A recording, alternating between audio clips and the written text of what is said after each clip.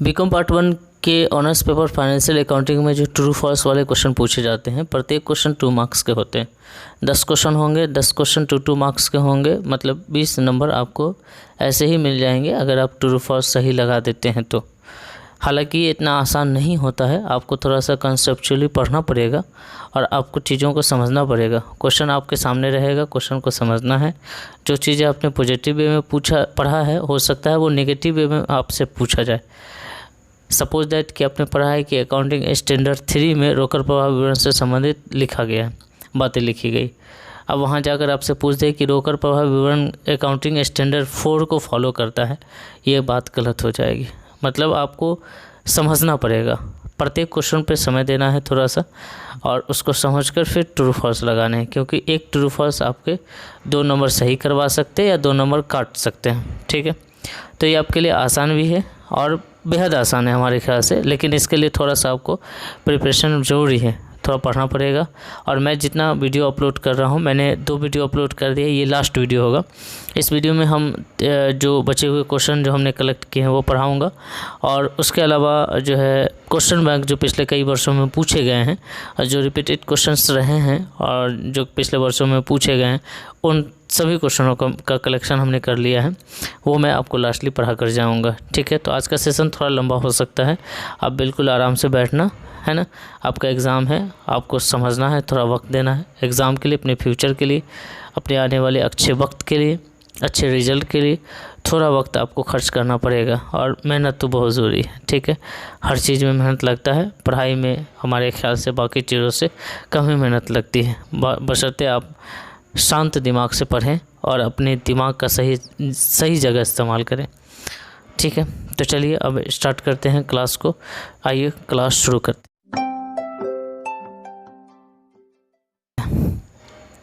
ये क्वेश्चन हमारे पास है, 110 तक हमने करवा दिया है, 111 नंबर। सबसे पहले मैं बता दूं कि इसका PDF का लिंक हमने डाल दिया डिस्क्रिप्शन बॉक्स में। कुछ बच्चों को डाउनलोड करने में दिक्कत आ रही थी, अब डाउनलोड करिए, डाउनलोड हो जाएगा। ठीक है, 111 नंबर क्वेश्चन देखते हैं। किराया कर पद्धति में ह्रास के लिए ह्रास खाता डेबिट किया जाता है, बिल्कुल सही है।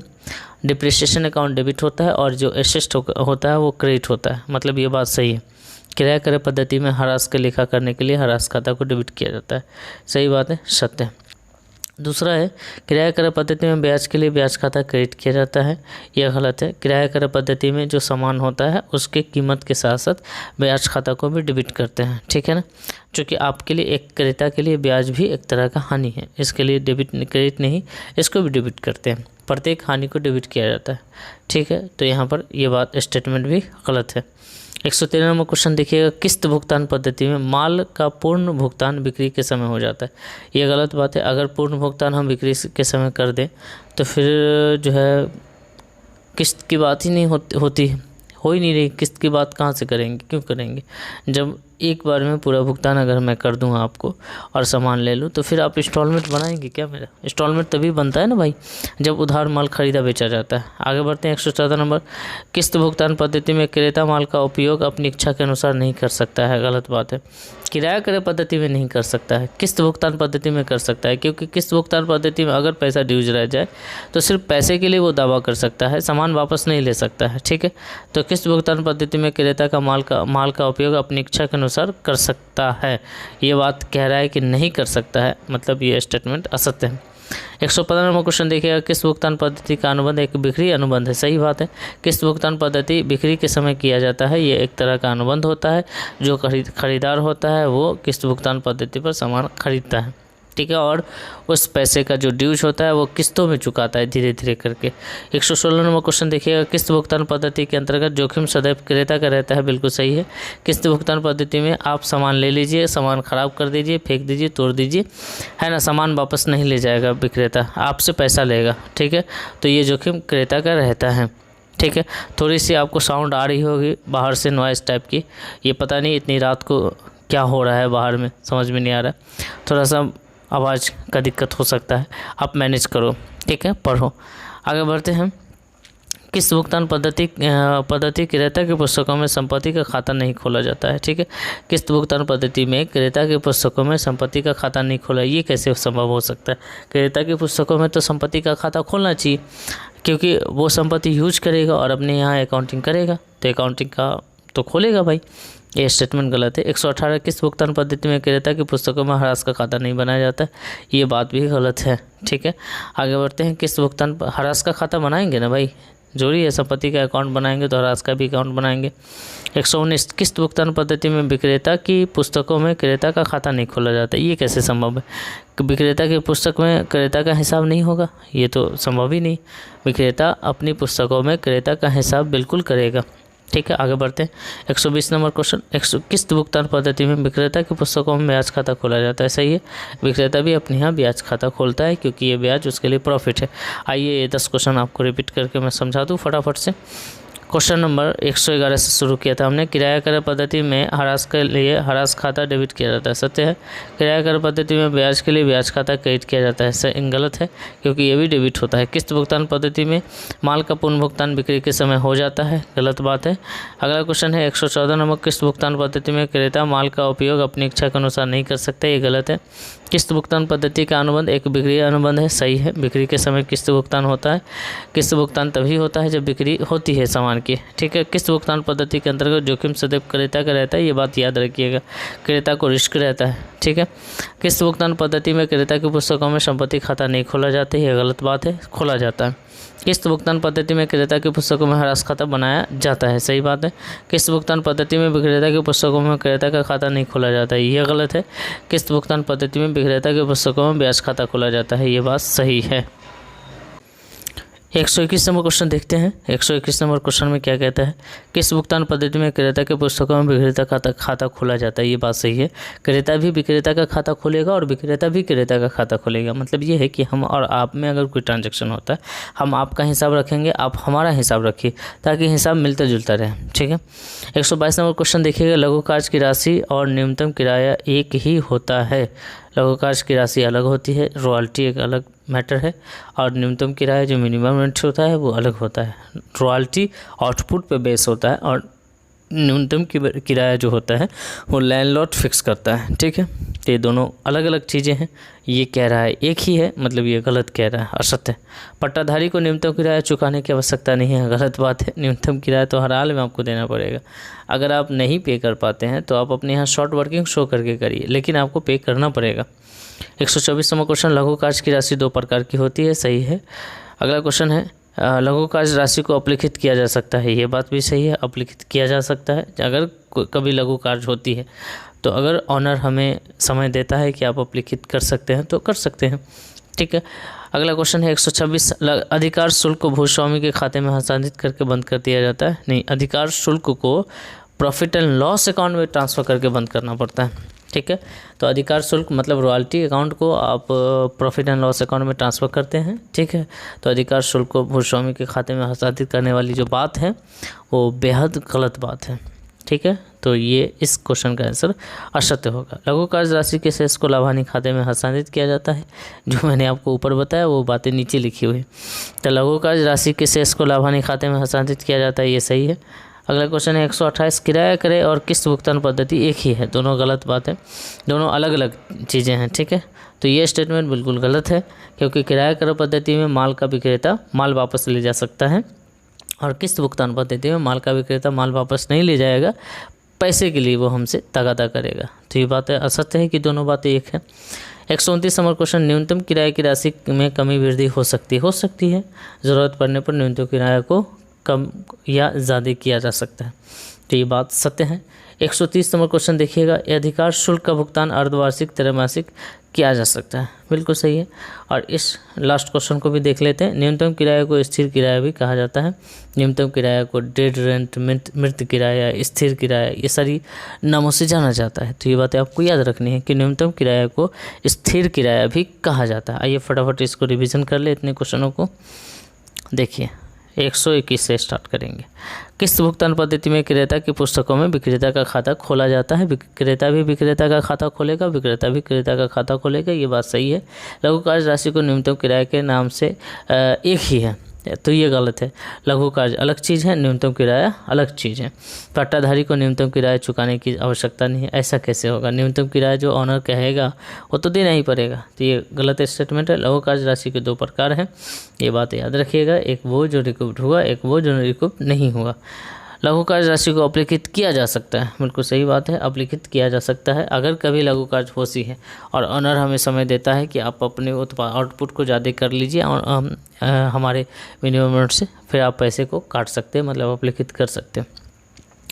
अगला क्वेश्चन है 124, अधिकार शुल्क को भूस्वामी के खाते में हस्तांतरित करके बंद किया जाता है। बिल्कुल गलत है, क्योंकि अधिकार शुल्क जो रॉयल्टी आपका है उसको भूस्वामी के खाते में ट्रांसफ़र नहीं करते हैं, वहाँ बंद नहीं करते हैं, हम बंद करते हैं लास्टली पीएल अकाउंट में ट्रांसफ़र करके। ठीक है, अगला क्वेश्चन 127 यही है, लघु कार्य राशि के शेष को लाभानी खाते में हस्तांतरित किया जाता है, सही है। अगला क्वेश्चन है, किराया कर और किस्त भुगतान पद्धति एक ही है, गलत बात है, दोनों अलग अलग चीज़ है। न्यूनतम किराए की राशि में कमी वृद्धि हो सकती है, बिल्कुल सही बात है। अधिकार शुल्क का भुगतान अर्धवार्षिक त्रैमासिक किया जा सकता है, ये भी सही है। न्यूनतम किराए को स्थिर किराया, जिसको डेड रेंट है ना भी कहा जाता है, स्थिर किराया भी कहा जाता है, ठीक है, मृत किराया भी कहा जाता है, ये सारी चीज़ें कही जाती है। प्रश्न बैंक देखेंगे पिछले कुछ वर्षों में पूछे गए हैं और कुछ क्वेश्चन तो इस तरीके से रिपीट किए गए कि आप अंदाज़ा भी नहीं लगा सकते हैं कि हर साल ये क्वेश्चन रिपीट हो रहे हैं। जैसे कि ये AS4 तो रोकर प्रभाव विवरण वाला जो क्वेश्चन है वो कई बार रिपीट किए गए हैं और सही आंसर आपको याद रखना है ताकि आप गलत चीज़ों को पकड़ सके। सही आंसर ये है कि रोकर प्रभाव विवरण स्टैंडर्ड 3 से संबंधित है, AS3 याद रखिएगा। यहाँ पर जो AS4 कह रहा है ये गलत बात है, गलत स्टेटमेंट है। ठीक है, अगला क्वेश्चन देखिए, मैं ये क्वेश्चन पीछे भी मैं पढ़ा चुका हूँ। तलपट खातों की पूर्ण शुद्धता प्रमाण करता है, गलत बात है। अगर मोहन की जगह हमने सोहन को दे दिया तो भी तलपट मिल जाएगा। ठीक है, तो तलपट सिर्फ अंक गणितीय शुद्धता को प्रस्तुत करता है, मतलब आपके एडिशन में कोई गड़बड़ी हुई हो, अमाउंट में कोई गड़बड़ी हुई हो वो ठीक कर देगा। बाकी जो सैद्धांतिक प्रॉब्लम है, जो डेबिट क्रेडिट का प्रॉब्लम है, उसे वो ठीक नहीं कर पाएगा। ठीक है, उसमें कुछ समस्याएं आ सकती है, वो पूरी तरीके से ठीक नहीं कर पाएगा। तो तलपट खातों की पूर्ण शुद्धता प्रमाण नहीं करता है। अगला क्वेश्चन है, मुख्य कार्यालय अपने रोकर खाता का नाम करता है जब शाखा खर्चों को रोकर भेजता है। नहीं, मुख्य कार्यालय ब्रांच अकाउंट को डेबिट करता है और टू कैश अकाउंट करता है। तो ये जो कह रहा है कि कैश अकाउंट को डेबिट करता है, ये गलत बात है। कैश अकाउंट डेबिट हम तब करते हैं जब हमको कैश रिसीव होता है ना। जब हम कैश किसी को देते हैं तो कैश अकाउंट डेबिट नहीं, कैश अकाउंट क्रेडिट होता है, ये गलत बात है। स्टेटमेंट रॉन्ग, असत्य। प्राप्त ब्याज के लिए किराया क्रय पद्धति विक्रेता के अपने पुस्तकों में ब्याज खाता को नाम करते हैं, असत्य है। विक्रेता अपने यहाँ ब्याज खाता को नाम नहीं, ब्याज खाता क्रेडिट होता है जब उसका पैसा आपको मिलता है। ठीक है, साझेदारी में ख्याति के मूल्यांकन के लिए अधिलाभ वास्तविक औसत लाभ के योग सामान्य लाभ के बराबर होता है। अधिलाभ जो होता है वो औसत लाभ और वास्तविक सामान्य लाभ का अंतर होता है, उसमें डिफरेंस निकालते हैं। ठीक है, तो ये गलत स्टेटमेंट है, असत्य है। आगे देखिए, ठीक है भाई, छठा क्वेश्चन देखिए, साझेदार के ऋण पर ब्याज 6% की दर से होना चाहिए यदि साझेदारी समझौता में बदर्भ नहीं दिया है। सही है, 12th में भी आपने पढ़ा होगा कि अगर एग्रीमेंट नहीं होता है तो साझेदारों के ऋण और अग्रिम पर ब्याज 6% प्रतिवर्ष की दर से दिया जाता है, ये बात सही। 7वां क्वेश्चन देखिए, साझेदारी का विघटन और साझेदारी फॉर्म के विघटन में क्या अंतर है? बिल्कुल अंतर है, और ये कह रहा है कि जाना जाता है एक ही बात है, ये तो गलत बात है। ये स्टेटमेंट बिल्कुल रॉन्ग है, बिल्कुल असत्य है कि साझेदारी का विघटन ये है कि साझेदारी टूटेगी, एक नया साझेदार आ जाएगा या कुछ बदलाव आ जाएंगे, लेकिन फॉर्म जिंदा रहेगा, फॉर्म चलता रहेगा, बिजनेस चलती रहेगी। लेकिन साझेदारी फॉर्म के विघटन में सब कुछ बंद हो जाएगा। ठीक है, फॉर्म जब बंद हो जाएगा तो सब चीज़ बंद हो जाएगा। ठीक है, बात समझ रहे हैं? तो साझेदारी का विघटन साझेदारी फॉर्म के विघटन के रूप में नहीं जाना जाता है, वो दोनों अलग अलग चीज़ें हैं, बिल्कुल असत्य है। आय व्यय खाते में तिथिवार लेखा किया जाता है, बिल्कुल नहीं। तिथिवार लेखा करने का मतलब ये है कि डे बाय डे हम लेखा करते ही नहीं, हम साल के अंत में इस खाते को बनाते हैं, इसलिए डेट वाइज एंट्री नहीं करते हैं। तो याद रखेंगे, आय व्यय खाते में तिथिवार लेखा नहीं होता है। ये नॉट फॉर प्रॉफिट ऑर्गेनाइजेशन बनाती है ये क्वेश्चन, इस टाइप के अकाउंट। ठीक है, भारत में लेखांकन मानक बोर्ड 1975 स्थापित हुआ, बिल्कुल गलत है, 1977 में। इसका राइट आंसर याद रख लीजिए, भारत में लेखांकन मानक बोर्ड की स्थापना 1977 में हुआ है। इसके अलावा कोई भी बात आपसे पूछे, 1975 पूछ दे, 78 पूछ दे, कुछ भी लिख कर दे दे, आप गलत लगा के रहना, उस बोर्ड असत्य है। ठीक है भाई, तो भारत में लेखांकन मानक बोर्ड 1975 में स्थापित हुआ, ये बात असत्य है। अगला, प्रारंभिक व्यय कंपनी का चालू दायित्व होता है, गलत बात है, इसको षष्ठ की तरफ लिखते हैं, ठीक है। तो प्रारंभिक व्यय कंपनी का चालू दायित्व होता है, ये बात गलत है। आगे बढ़ते हैं, ये 10 क्वेश्चन रिपीट कर दें हम फटाफट से, तो आइए तेज़ी में रिपीट करिएगा क्योंकि बहुत पढ़ाना है अभी आपको। AS4 रोकड़ प्रवाह विवरण से संबंधित है, ये बात गलत है क्योंकि AS3 संबंधित है। तलपट खातों की पूर्ण शुद्धता तो नहीं देता है, ठीक है, मतलब ये असत्य है। मुख्य कार्यालय अपने रोकड़ खाता को नाम नहीं करेगा, नाम करने की बात करेगा तो हम गलत स्टेटमेंट मारेंगे क्योंकि वो जमा करेगा। जब पैसा किसी के अकाउंट से निकलता है तो वो क्रेडिट में जाता है, ठीक है। प्राप्त ब्याज के लिए क्रय पद्धति के अंतर्गत विक्रेता अपनी पुस्तकों में ब्याज खाता को नाम करता है, गलत है। साझेदारी में ख्याति के मूल्यांकन के लिए अधिलाभ वास्तविक औसत लाभ और सामान्य लाभ का योगफलों के बराबर होता है, नहीं, औसत सामान्य लाभ अपने वास्तविक औसत लाभ में से घटाने के बाद जो आता है वो होता है सुपर प्रॉफिट, मतलब अधिलाभ, ठीक है ना, आपने पढ़ा होगा 12th में स्टाफ के। छठा क्वेश्चन था, साझेदार के ऋण पर ब्याज 6% प्रति वर्ष की दर से देना चाहिए और जब साझेदारी समझौता न हो, सही है। साझेदार का विघटन साझेदारी फॉर्म का विघटन दोनों एक समान है, ये गलत बात है। आय व्यय खाते में तिथिवार लेखा नहीं किया जाता है, हालांकि ये कह रहा है कि किया जाता है, तो ज़बरदस्ती आप कह रहे हैं किया जाता है तो हम आपकी बात को सत्य कर देते हैं। भारत में लेखांकन मानक बोर्ड की स्थापना 1977 में हुई, यहाँ 75 दिया है, मतलब गलत है। प्रारंभिक व्यय कंपनी का चालू दायित्व होता है, ये भी असत्य है। आदत लाभांश कंपनी का पूंजीगत लाभ होता है, नहीं, आदत लाभांश है, मतलब किसी का बकाया रखे हैं और आप पूंजीगत लाभ कहेंगे, ये गलत बात है, मतलब असत्य है। पशुधन कंपनी का अस्थायी संपत्ति होता है, सही है, कंपनी के लिए पशुधन अस्थायी संपत्ति का काम करती है, सही बात है। न्यूनतम किराया को स्थिर किराया भी कहा जाता है, ये क्वेश्चन हमने जस्ट ऊपर पढ़ाया है और ये क्वेश्चन बैंक में भी है, ये क्वेश्चन पूछे गए हैं, इसका प्रमाण है ये।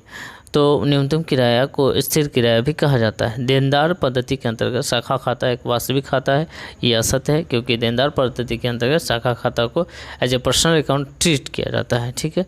तो 14 तक आपने समझ लिया। 15 देखिए, लेखांकन में साधारण व्यवसाय की भाषा को कहा जाता है।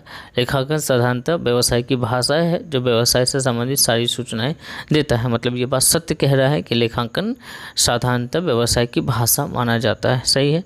छठा 16 नंबर क्वेश्चन, जब लघु कार्य को वसूल किया जाता है तो भूस्वामी खाते को डेबिट किया जाता है, ठीक है। लघु कार्य की राशि जब हम लोग वसूल करते हैं तो landlord account debit to bank account और टू शॉर्ट वर्किंग रिकॉर्ड होता है, ठीक है, लैंडलॉर्ड अकाउंट को डेबिट करते हैं।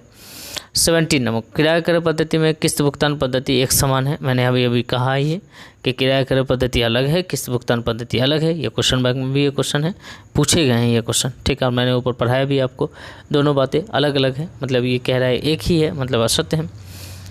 18 नंबर क्वेश्चन, याचित पूंजी लाभांश का आधार होता है, नहीं, आपने जो मांगा है उसके हिसाब से लाभांश आपको नहीं देना है, ठीक है, हो सकता है वो पेमेंट कुछ और करे, तो याचित पूंजी लाभांश की गणना का आधार नहीं होता है और ये कह रहा होता है, मतलब इसका स्टेटमेंट गलत है, मतलब असत्य है।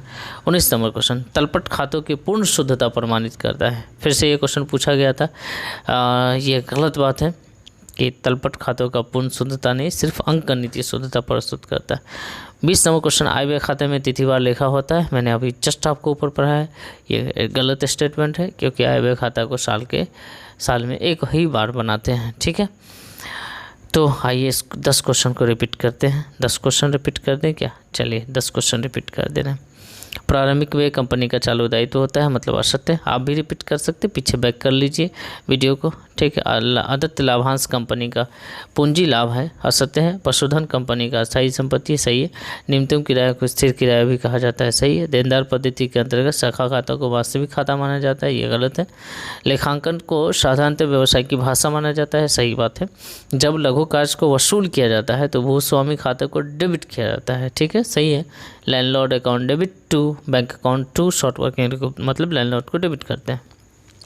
किराया क्रय पद्धति एवं किस्त भुगतान पद्धति एक ही है, नहीं भाई, गलत है, दोनों अलग अलग चीज़ें हैं। याचित पूंजी लाभांश की गणना का आधार होता है, नहीं, बिल्कुल नहीं, असत्य।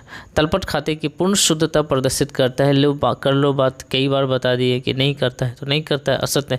आय व्यय खाता में तिथिवार लिखा होता है, ये असत्य है।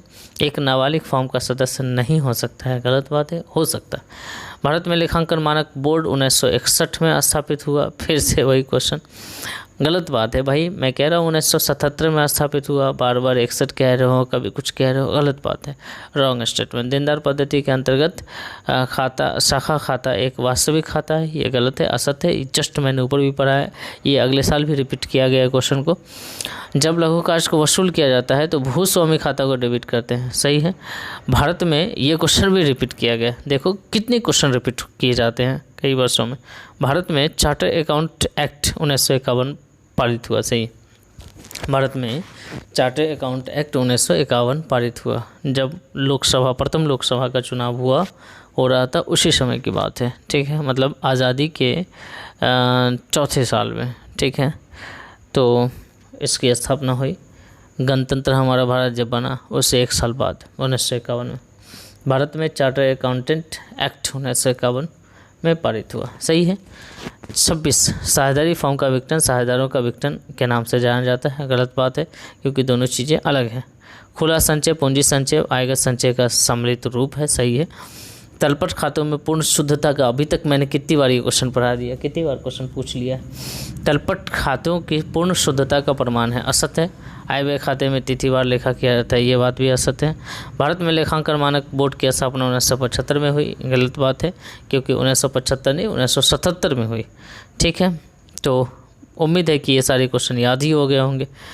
AS4 रोकड़ प्रभाव विवरण से संबंधित है, गलत बात है, क्योंकि AS3 रोकड़ प्रभाव विवरण से संबंधित है। मृत किराया को न्यूनतम किराया के नाम से जाना जाता है, ठीक है। तो मृत किराया न्यूनतम किराया दोनों एक ही है, मृत किराया कहिए या न्यूनतम किराया करिए। भारतीय में साझेदारी अधिनियम 1951 लागू होता है, ऐसा है क्या? नहीं ना, साझेदारी अधिनियम 1932 लागू होता है। ये 51 वाला कौन सा डेट है जरा याद करो, ये चार्टर अकाउंटेंट वाला डेट है, ठीक है ना। 34 एक फॉर्म के साझेदारों का दायित्व सीमित होता है, नहीं भाई, असीमित होता है। ऊपर मैंने पढ़ाया है कहीं पर ये क्वेश्चन, एक फॉर्म में साझेदारों का दायित्व असीमित होता है। लेखांकन व्यवसाय की भाषा है, सही है। ख्याति एक मूल्यवान संपत्ति है, सही है। ख्याति एक बहुत मूल्यवान संपत्ति है जो आपकी प्रतिष्ठा पर डिपेंड करती है।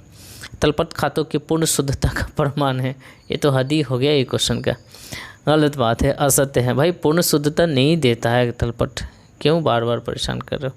खाता बही प्रधान बही है, सही है। खाता बही और जर्नल ये प्रधान बही होते हैं। कीमतों किराया को स्थिर किराया कहा जाता है, ये बात भी सही है। प्रत्युत्सर्जन से आशय रिक्त होने वाली संपत्तियों से है, जो संपत्तियाँ रिक्त होती है उसको प्रत्युत्सर्जन कहा जाता है, सही है। लेखांकन प्रमाण बोर्ड लीजिए, ये क्वेश्चन भी आपसे कितनी बार पूछे। 1980 में स्थापित हुई, गलत बात है, 1977 में हुई।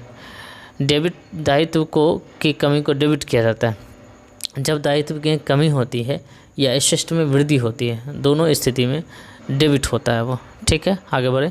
प्राप्ति में भुगतान खाता एक नाम मात्र खाता है, गलत बात है, गलत स्टेटमेंट है, क्योंकि प्राप्ति में भुगतान खाता कैश बुक पर बेस है, और जो कैश बुक पर बेस है, कैश क्या है, रियल अकाउंट है, तो प्राप्ति में भुगतान खाता भी रियल अकाउंट है, मतलब वास्तविक है, ठीक है।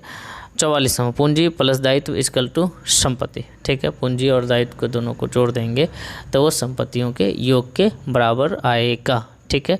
आगे बढ़िए। लेखांकन में व्यवसाय की इकाई और स्वामी को पृथक नहीं माना जा सकता है, गलत बात है, दोनों अलग अलग चीज़ें हैं, ठीक है। लेखांकन का हिसाब अलग है, स्वामी अलग है। अधिकार शुल्क खाता एक वास्तविक खाता है, नहीं, अधिकार शुल्क एक रेंट है, और रेंट एक नॉमिनल अकाउंट है, मतलब नाम मात्र खाता है, असत है। पट्टाधारी को न्यूनतम किराया देने की ज़रूरत नहीं है, कैसे नहीं दीजिएगा, पट्टाधारी आप हैं और जो आपका ऑनर है उसने एक रेट फिक्स कर रखा है, नहीं दीजिएगा, ठीक है, गलत बात है। किराया कर पद्धति में विक्रेता माल का बीमा करा सकता है, हाँ करा सकता है, क्योंकि माल की जिम्मेदारी, मरम्मत की जिम्मेदारी विक्रेता के पास ही रहती है, माल वापस भी ले सकता है, तो बीमा करवा ले तो अच्छी बात है उसके लिए। किस्त भुगतान पद्धति वस्तु विक्रय की एक पद्धति, हाँ सही है, वस्तु का विक्रय हम करते हैं किस्तों में, एक तरीका है, सही बात है। संपत्तियों के रोकड़ीकरण में वसूली खाता जमा किया जाता है, नहीं, हाँ सही है, वसूली खाता को जमा करते हैं ना, जब हम लोग कैश वसूल करते हैं, cash account debit to real account, वसूली खाता जमा हो गया, मतलब डेबिट क्रेडिट में चला गया, ठीक है भाई, सही है। लेखांकन सिद्धांत दृढ़ नहीं होता। हाँ, लेखांकन के सिद्धांत, कोई भी सिद्धांत दृढ़ नहीं होते, रिजिड नहीं होते हैं, उसमें बदलाव आते हैं ज़रूरत पड़ने पर। ठीक है भाई। आर्थिक चिट्ठा द्विपक्षीय अवधारणा पर आधारित होता है, सही है। और सही है ना, दोनों साइड बराबर होते हैं। आय व्यय खाता एक वास्तविक खाता है, नहीं, आय व्यय खाता एक नाममात्र खाता है। जितने भी आय और व्यय से संबंधित खाता होता है उसे हम लोग नाममात्र खाता कहते हैं। ठीक है, बात समझ गए। तो ये था इतना क्वेश्चन। आप इस PDF को लीजिए और इसे थोड़ा सा पढ़िए और पढ़कर इसको याद करिए। ठीक है भाई, ये रिपीटेड क्वेश्चन सब थे बैंक, क्वेश्चन बैंक का, इसलिए आप वीडियो चाहें तो बैक करके देख के रिपीट कर सकते हैं। ठीक है, बहुत आसान क्वेश्चन सब था। ये सारे क्वेश्चन मैंने करवा ही दिए ऊपर, इसलिए मैंने बस इसे सीधे पढ़ दिया। आप इसका PDF डाउनलोड करिए और इसको एक आध बार एग्ज़ाम तक पढ़ते रहिए। आपका एग्ज़ाम अच्छा जाए, मेरी ऐसी कामना है। मेहनत तो हमने अपने हिसाब से किया है, अब देखिए क्या होता है आपके साथ। हाँ, लेकिन ध्यान रखना है कि ऑब्जेक्टिव जब आप लगाएं तो क्वेश्चन के हर पहलू को टच करके सोचिए कि हमने क्या पढ़ा है और ये क्या कह रहा है। हमने अगर एक अकाउंटिंग स्टैंडर्ड AS3 हमने पढ़ा है रोकड़ प्रभावी से संबंधित, ये कोई और बात कह रहा है जो हमने आपको नहीं पढ़ाया है, मतलब वो गलत कह रहा है। ठीक है, तो आपको याद रखना है। ठीक है ना। तो ये सीरीज़ यहीं पर कंप्लीट हो जा रहा है ऑब्जेक्टिव का।